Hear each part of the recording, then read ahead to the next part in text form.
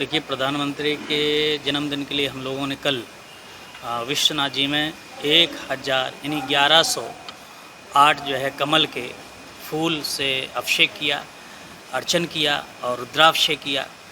प्रधानमंत्री के दीर्घायु के लिए हम लोगों ने विश्वनाथ जी से प्रार्थना की, कामना की।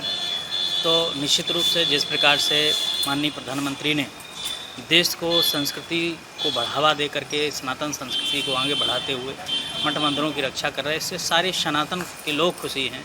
और केवल सनातनी नहीं बल्कि अदर के लोग भी, धर्म के लोग भी, क्योंकि सबके लिए उन्होंने कार्य किया है और सबको लेके चले हैं, सबका विकास हुआ।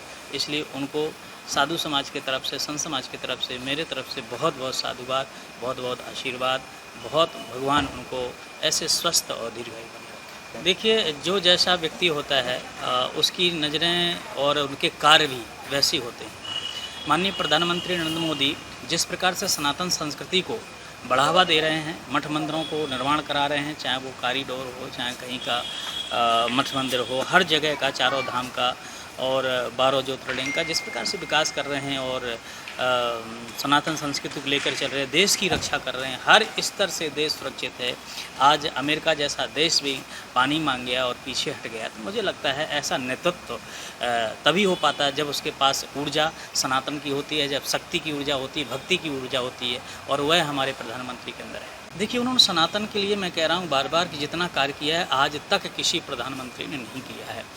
गंगा जी में नहाना हो, चाहे केदारनाथ की गुफाओं में भजन पूजन करना हो, केदारनाथ कॉरिडोर बनाना हो, विश्वनाथ जी का हो, उज्जैन महाकाल का हो, हर जगह जिस प्रकार से मंदिरों को सजाओ और लोकल स्तर से जिस प्रकार से मठ मंदिरों को सजाया गया है, उनको पैसा दिया गया बनाने में, निश्चित रूप से सनातन धर्म की कीर्ति को और पताका को फहराया जा रहा है।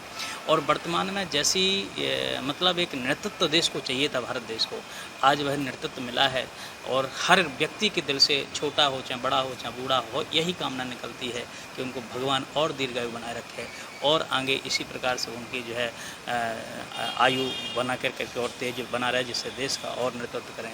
विदेश की संस्कृति को जिस प्रकार से उन्होंने अपने भारत संस्कृति को विदेश में जिस प्रकार से पहुँचाया है, तो निश्चित रूप से ये सारी चीज़ों को देखते हुए मुझे लगता है कि आज हर स्तर से माननीय प्रधानमंत्री जी का जो उन्होंने 11 साल किया, बल्कि अगर हम हिंदू जनमानस उनका और साथ दिए होती तो आज उन्होंने बहुत और बड़े बड़े कार्य किए होते।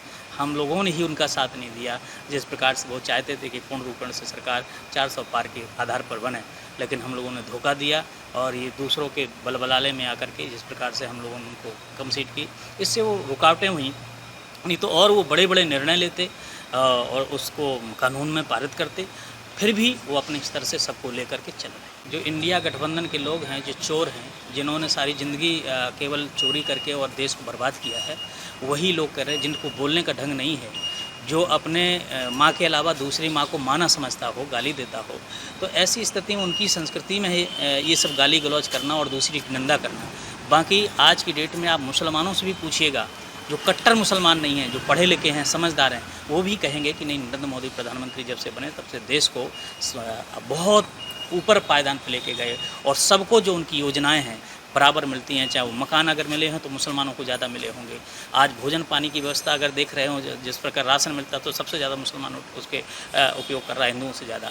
तो ऐसी स्थिति में उन्होंने कहीं भी भेदभाव किसी स्तर से नहीं किया, सबको बराबर दिया गया है।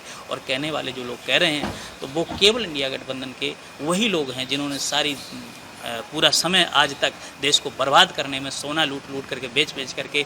एक समय था कि मनमोहन कह रहा था हमारे पास पैसा नहीं है देश के जवानों के लिए शस्त्र देने के लिए। आज वही देश है जहाँ पर पैसा की क्या मतलब, हम आज चांद पर जा रहे हैं, हम आज कार्य नहीं कर रहे हैं, वही देश है। पैसा कहाँ से आ रहा? विकास की स्थिति आप देखो, रोडों को जाल बिछ गया, नहीं आदमी 2-2, 3-3 दिन लग जाता था एक जगह जाने से दूसरी जगह पहुंचने तक। आज जाल बिछा दिया गया चारों तरफ से। किस क्षेत्र में विकास नहीं है? चाहे वो मठ मंदिरों का विकास हो, चाहे रोडों का विकास हो, हर स्तर से विकास हुआ है। और इस बात को वह लोग भी जानते हैं, इंडिया गठबंधन वाले, कि विकास तो हो रहा है। इसलिए उनकी जल रही है कि अब करें तो करें क्या, विकास हो रहा है, मुद्दे नहीं उनके पास भटकाने के लिए। तो कभी कहेंगे संविधान खतरे में है, तो कभी कहेंगे वोट चोर किया। अरे वोट चोर तो छोड़ो, तुमने तो बूथ के बूथ चुराए हैं, तो अभ्यास तो वही पड़ा हुआ है। तो निश्चित रूप से आज प्रधानमंत्री देश को बहुत बड़े पायदान के और बहुत उच्च स्तर से लेके जा रहा है।